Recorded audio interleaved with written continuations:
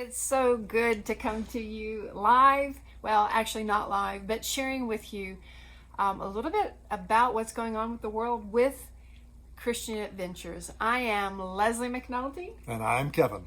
And we're happy to be here with you. And we appreciate you so much because you have been with us for so long. Yeah, your partnership has made reaching millions of lives possible.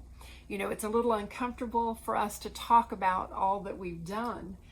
But because we know you've empowered us to do it, as have other churches in the United States, this is your story as much as it is our story. Absolutely. It couldn't happen without you. So I thought we'd begin with a few statistics, and then from there we'd just give you some personal stories of the lives that have been changed and impacted. Kevin and I have been on this journey together since 1988. We first courted and did ministry work together in Costa Rica, living with a missionary family down there before we were married. And since then, we've now been in 65 nations together sharing the good news. It's been an experience all of our lives, and it all seems to have gone so quickly.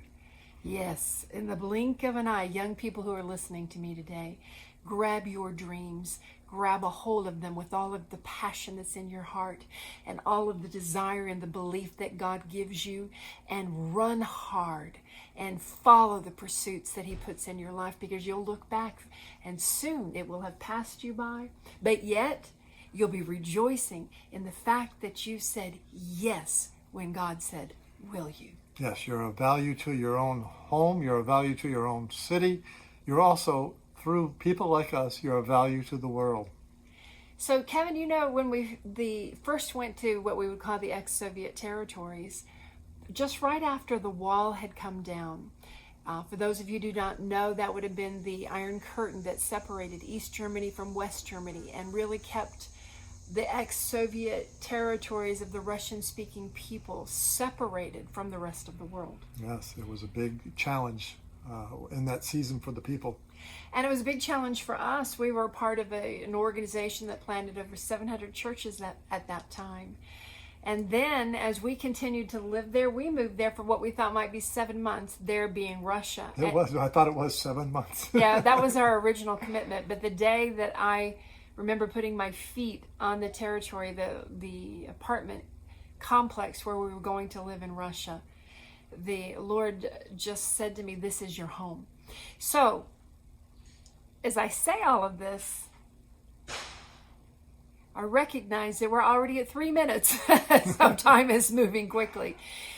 But 700 churches then turned into Kevin and I being part of an organization that formulated and brought together, under the new laws of Russia, 2,500 churches that still exist to this day. And within those 2,500 churches, there are churches of 50, but there are churches of 5,000.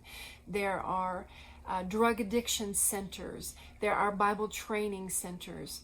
There are large complexes to take care of women and children. Now, we didn't do this with our resource, but we were a part of a leadership team that provided the opportunity for these churches to come together with fellowship, protection, and vision for the future of Russia. Yes, it was, and they really loved us for it. Matter of fact, they had you do a little speaking while you were there last time. Yeah, so we maintain that relationship to this day. What you may not know about us as well, though, is that we have over 120 tents that are crisscrossing the ex-Soviet Union. They are, Kevin, all the way from the Sea of Japan to the English Channel, from Mongolia all the way up to the Arctic Circle in Murmansk. 120 tents and 2 tent building workshops. Yeah, it is amazing. It's amazing what the Lord has done. Maybe you want to say something about Mongolia. A lot of people have seen Mongolia but don't know much about Mongolia. Well, So the Mongolian tent has vision to plant in all the regions of Mongolia. That's what their goal is now. We've given them one, but they are now in 11 of 22 new reaches. yeah, so the pastor there has put together a team, bought a large bus, really duplicated a vision that you and I had, that Johannes and other the evangelists had. Yeah. And their goal is to place a church in every region of Mongolia. Now, Mongolia is known for its yurts and for its tents, and so tents just seem to do well there. Now, the tent is always just full of children. So hundreds and hundreds of children and adults come out for the events. So it's great to see that the partners of the United States have made getting a tent to Mongolia a reality. And the Mongolians love it because And they have a yeah. history of tents. They were shocked when they saw our tent, how big it was compared to their tents, you know. Yeah, to their yurts, he means the Yeah. ones that they actually live in, because they've been a nomadic people. But Kevin, I think they need to know other stories, like Boris, who was a street sweeper in the city of Niryungri, Yes. which is in the taiga, or the tundra, the northern tundra of Russia. Do you remember Boris? It would have been his last day if he had not reached out that day to God. Kevin was preaching in this, they call him Deka, which would have been a cultural palace, small cultural center in a town in the frozen tundra of Russia. And the door happened to be open to the hall on that day, and there was a man who had previously had a high education. It had been stripped from him by the government, and he had been sent to this God-forsaken land to be a street sweeper. Well, Boris was outside that day when Kevin was preaching, and he heard Kevin say, "You may be a street sweeper, but you can be a street sweeper for God. And who knows, maybe you'll write a book someday." Well, at the end of that meeting, when Kevin made the altar call, this man came forward wearing a warm jacket because it was cold there. He had been sweeping the streets, and he opened up his jacket and he said, "I'm Boris. You see this gun? I heard English coming out the door of this hall, and I thought, who is speaking today? And as I wandered in the hall, I heard these words, you could be a street sweeper for God." And he said, I was going to take my life today after I finished my job. And he said, but you know, Kevin, he said, I'm going to write a book. I'm going to write a book someday. I'm going to live and I'm going to write a book. Well, I have to tell you, folks, that today this Boris is the head of Ebenezer Ministries for Eurasia. He has written several books, and he is well respected throughout all of that part of the world. And he has been evacuating or relocating the Jews to Israel for many years now.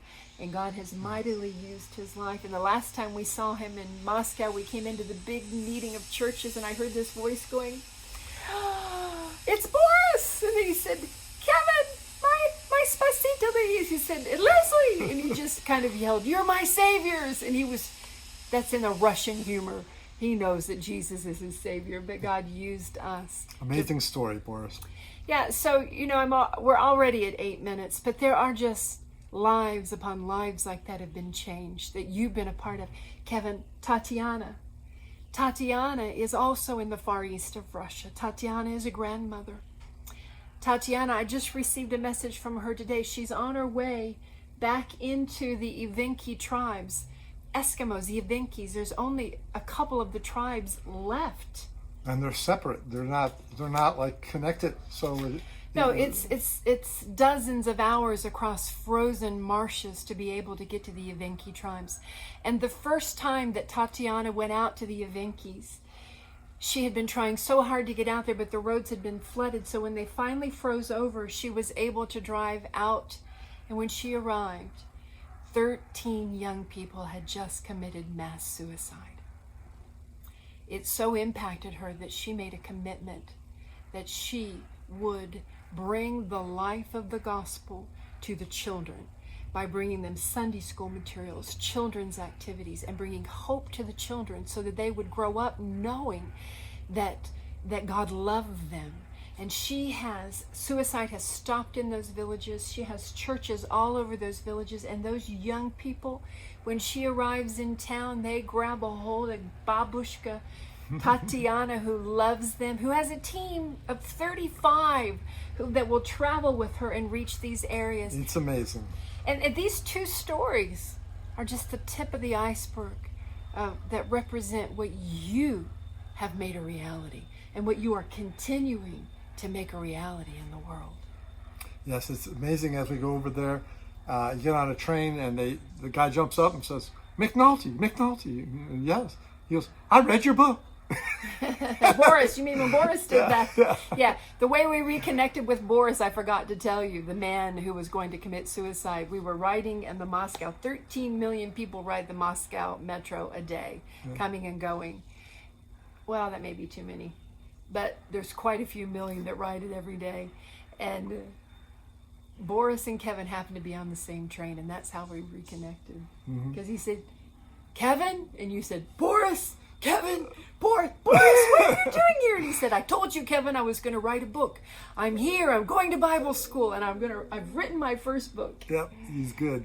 So this is our first video with you, our friends there at Southgate. You make these things a reality. We thank you for your support.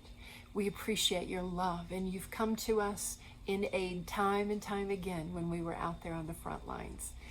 Yeah, we're happy to represent you and to continue to go into these regions where no one has gone, these people that no one has heard or spoken to.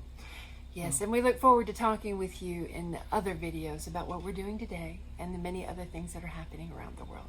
Bye-bye. We love you. Love God you. bless.